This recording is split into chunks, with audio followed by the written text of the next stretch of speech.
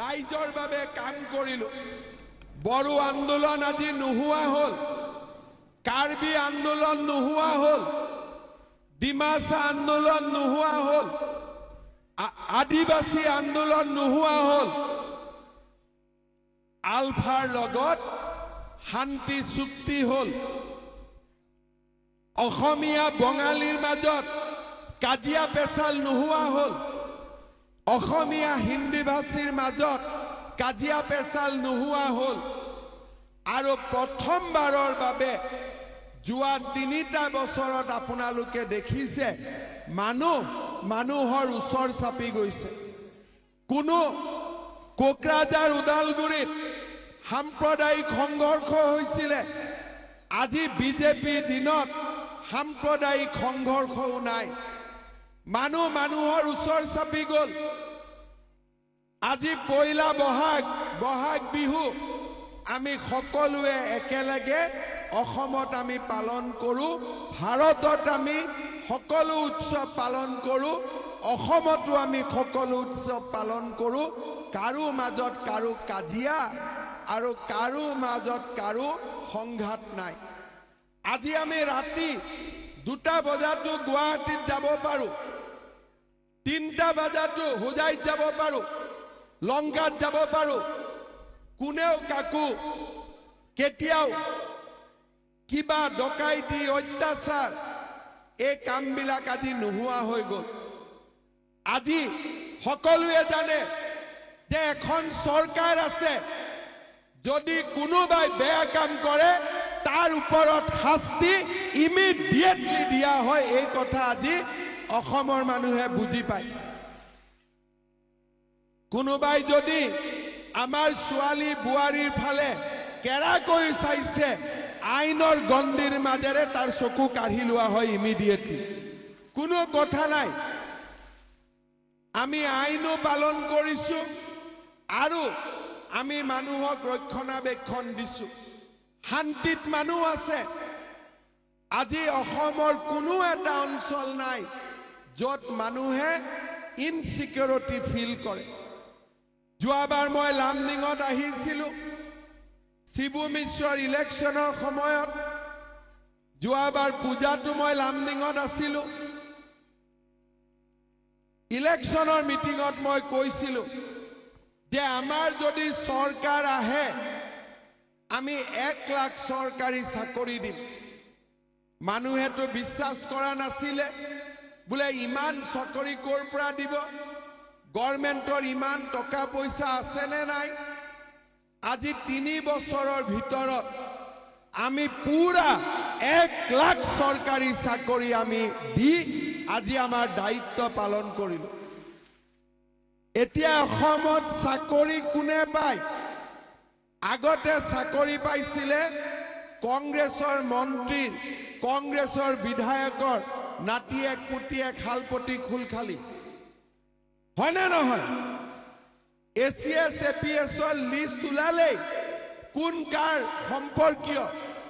আৰু নহলে 1 কোটি টকা ঘোষ এতিয়া চাকৰি ওলালে টিভিত কি আহে বোলে অমুক মেজিষ্ট্ৰেট হল তাৰ বাবাই সবজি বেপাৰ কৰে অমুকৰ ছোৱালী পুলিচ হল তাৰ মা কি কাম কৰে অমুকৰ ঘৰত সহায় কৰে হেল্পিং কাম কৰে মানুহৰ ঘৰত কাম কৰে অমুকৰ ল'ৰা ছোৱালী সাব ইন্সপেক্টৰ হল বাপেকে কি কৰে ঠেলা চলাই ৰিক্সা চলাই এতিয়া চাকৰি সাধাৰণ মানুহৰ হাতত আহিল আগতে চাকৰি সাধাৰণ মানুহে নাপাইছিলে এতিয়া চাকৰি কোনে পায় সাধাৰণ মানুহে পায় আপোনালোকে কেতিয়াবা লামডিঙত যি পুলিচৰ ডিউটি কৰিব আহে পুলিচ বিলাক আহিব যিবিলাক নতুন ডেকা লৰা দেখিলে গম পাই চাকৰি এবছৰ হৈছে তেওঁলোকক সুধিব তেওঁলোকৰ বাবা মাই কি কাম কৰে দুখীয়া আৰু মধ্যবিত্ত মানুহে আজি চৰকাৰী চাকৰি পায় আৰু সেই কাৰণে মই আৰু সিদ্ধান্ত লৈছো যে এই ইলেকশ্যনৰ পিছত আমি আৰু 50,000 চাকৰি আমাৰ ল'ৰা ছোৱালীৰ কাৰণে খুলি দিম জুলাই মাহত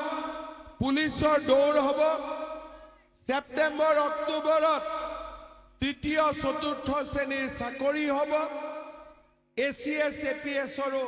ইন্টাৰভিউ এই বছৰতে হ'ব 1 লাখ মোৰ প্ৰমিজ আছিল এতিয়া 1 লাখ পাৰ কৰি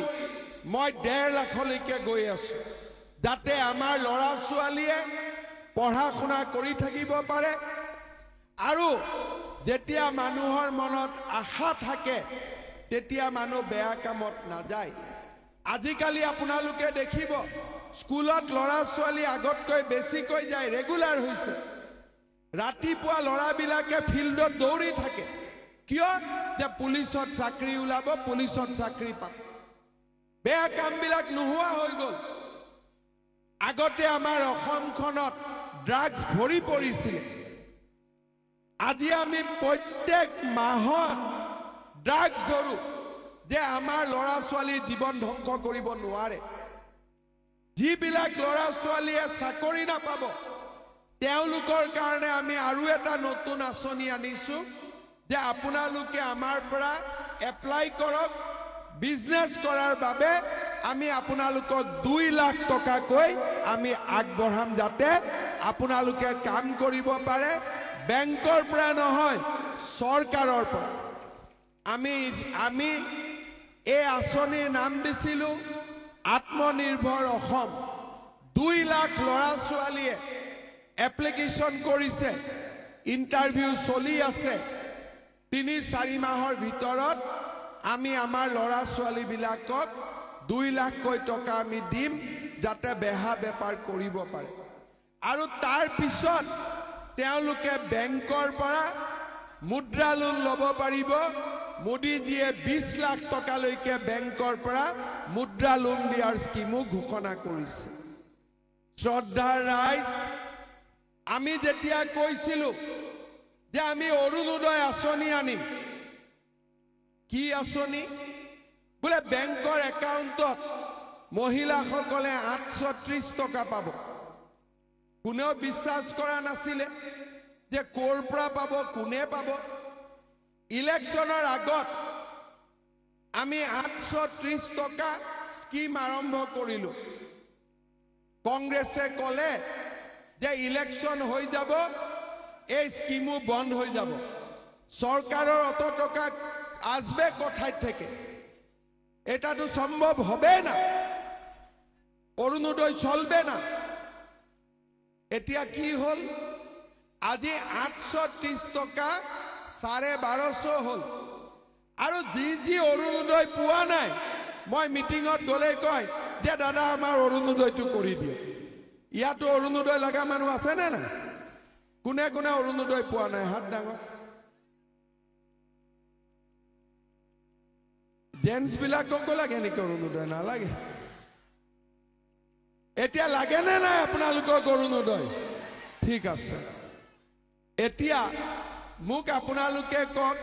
কিমান মানুহৰ ঘৰত ৰেশন কাৰ্ড আছে ইফালে ৰেশন কাৰ্ড আছে যাৰ যাৰ বাড়িত যাৰ যাৰ ঘৰত ৰেশন কাৰ্ড আছে এইবাৰ আমি সকলোকে অৰুণোদয় আঁচনি দি দিম আৰু লামডিঙতো 100% হ'ব আজি পূজাৰ দিনা কৈ আছো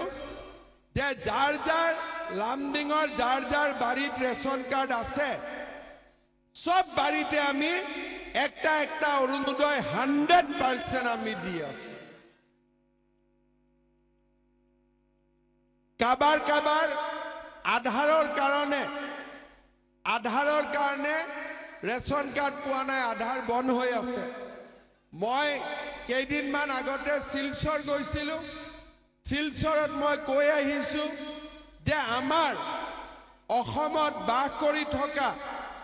আমাৰ যিবিলাক বহু দিনৰ পৰা বাস কৰি থকা মানুহবিলাকৰ আমাৰ আধাৰ ব্লক হৈ গৈছে কিবা হৈ গৈছে